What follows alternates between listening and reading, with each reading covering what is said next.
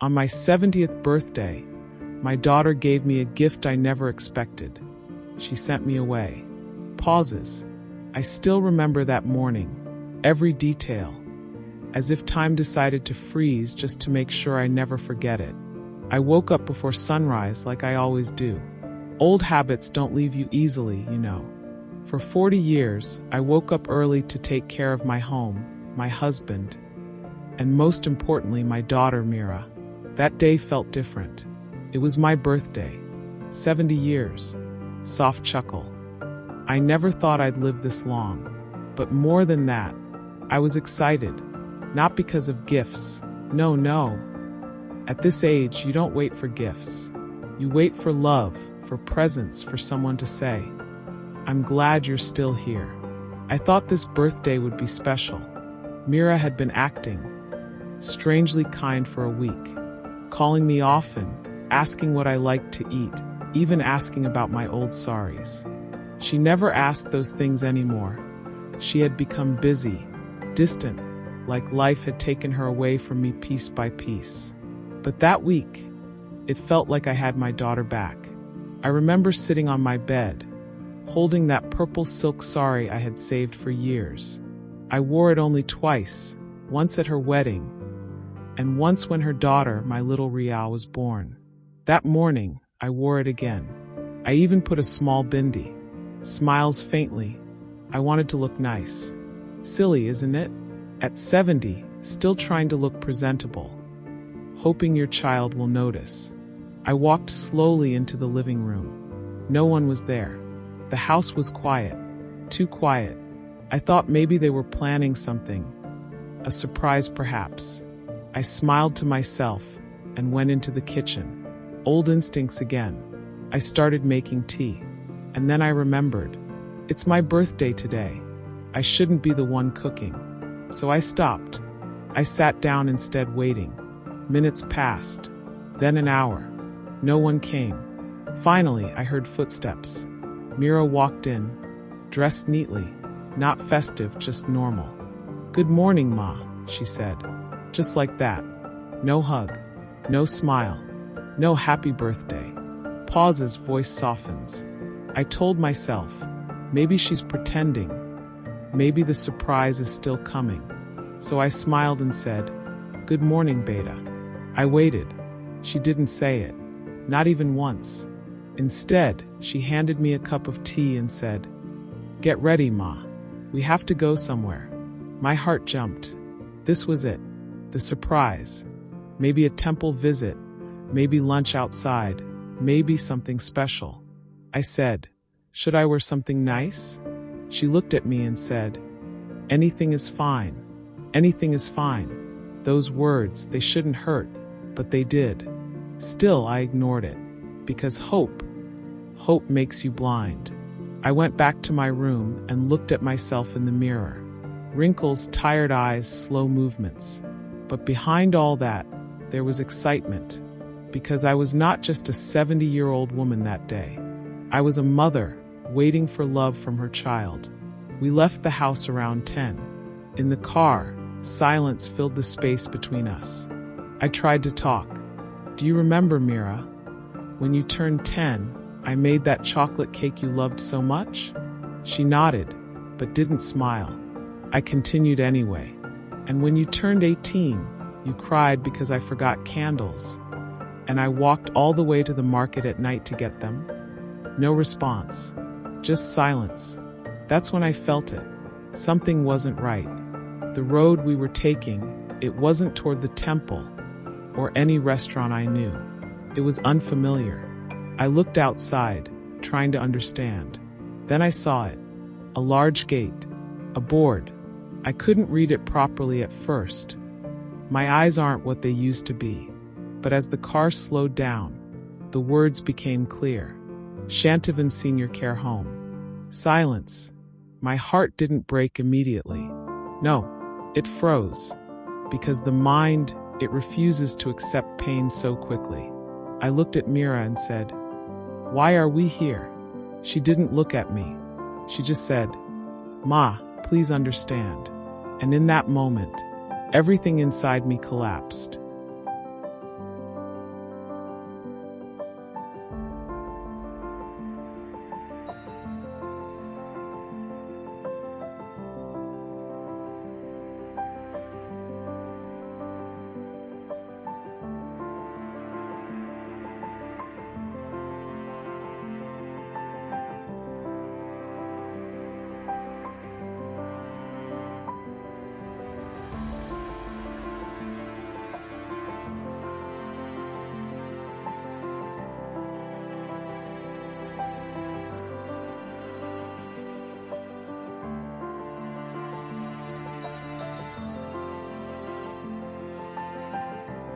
I remember holding the edge of the car seat tightly, as if gripping it would stop reality from moving forward. Please understand. Those were her words. Understand what? That my own daughter, the girl I raised with my own hands, was leaving me here? I laughed. Yes, I actually laughed. Because sometimes pain is so deep that it comes out sounding like disbelief. I said, "This is a joke, right? Where is the real place? What surprise is this?" She finally looked at me, and I wish she hadn't, because in her eyes, there was no joke. Only guilt. Only distance. "Ma, I can't take care of you anymore." Simple, direct, like she was talking about an old piece of furniture. I felt something tear inside me. Not anger, not even sadness, just emptiness. I asked her, "Did I become a burden?" She didn't answer immediately, and that silence was louder than anything she could have said. We stepped out of the car. I looked around. Old people, sitting quietly, some staring into nothing, some waiting for someone who probably wasn't coming back. And suddenly, I saw my future, or maybe what she thought my future should be. A woman came to greet us. She smiled kindly, but I could see it in her eyes. She had seen this scene many times before. Children bringing their parents, with excuses wrapped in polite words. Mira spoke to her, filling out forms, discussing things about me, as if I wasn't even there. I stood silently, and that's when memories started flooding in, like a storm I couldn't stop. I saw little Mira, crying on her first day of school, holding my sari tightly, saying, "Ma, don't leave me." And I stayed outside that school gate for hours, just so she wouldn't feel alone. I saw her teenage years, her anger, her dreams. I saw myself working late nights, stitching clothes, saving money, just so she could study in a good college. I remembered skipping meals, so she could have what she wanted. And birthdays. Oh, her birthdays. Every year, I planned them like festivals. Even when we had nothing, I made something out of nothing. Handmade decorations, simple cakes, small gifts, but full of love. And now, on my 70th birthday, she had given me this. A place where people come, not to live, but to wait. Wait for the end.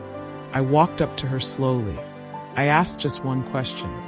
Was I that difficult to love? Her eyes filled with tears, but she still didn't hug me. She said, "Ma, I have my own life, my job, my daughter. Everything is too much. I can't manage." I nodded, because what else could I do? Beg, cry, hold her feet? No, a mother doesn't do that. Even when her heart is breaking, she protects her child's dignity. I said softly, "Okay, just one word." "Okay." She looked surprised. Maybe she expected resistance, drama, tears, but I had none left. She touched my feet, for the first time in years, and said, "I'll visit you." I smiled, because both of us knew that was a promise made only to ease guilt. She left, just like that. No turning back, no second look. And I stood there, in my purple sari, on my 70th birthday, watching my entire life drive away.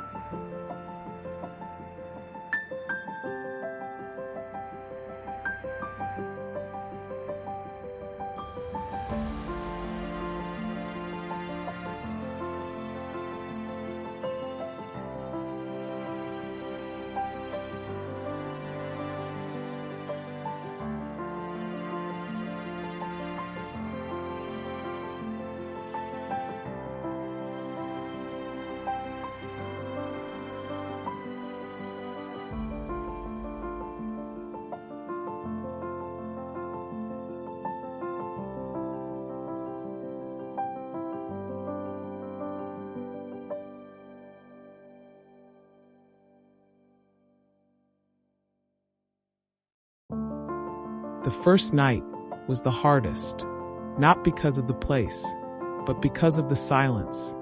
A different kind of silence. The kind that reminds you that you are no longer someone's priority. I lay on that small bed, staring at the ceiling, and for the first time in my life, I felt unwanted. Days passed. I slowly started noticing people around me. There was Shanti, who kept talking about her son in America. Every day she said, "He'll come next week." But everyone knew he hadn't come in 5 years. There was Rahim Cha-Cha, who smiled at everyone, but cried every night. And there was little Ria, not my granddaughter, another Ria, a young volunteer. She used to come every weekend. She would sit with me, talk to me, listen to my stories. Really listen, not like people do out of obligation, but with interest. One day she asked me, "Dottie, what did you love doing the most in your life?" I thought for a moment, and I said, "Taking care of people." She smiled and said, "Then why did you stop?" That question, it changed something inside me. Why did I stop? Just because my daughter left me here. Does that mean my life ended? No. So I started helping. Small things at first. Helping others eat, talking to those who had no one, listening to their stories, holding their hands. And slowly, that place stopped feeling like an ending. It started feeling like a new beginning. People there, they began calling me Ma, not out of habit, but out of love. And for the first time since that day, I felt needed again. Months later, something unexpected happened. A letter came from Mira. My hands trembled as I opened it. It said, "Ma, I was wrong. I thought I was managing life, but I lost something priceless. Ria keeps asking about you. I miss you. Can you come back home?" I read it twice. Then I folded it carefully and smiled, not with pain, but with peace, because I had already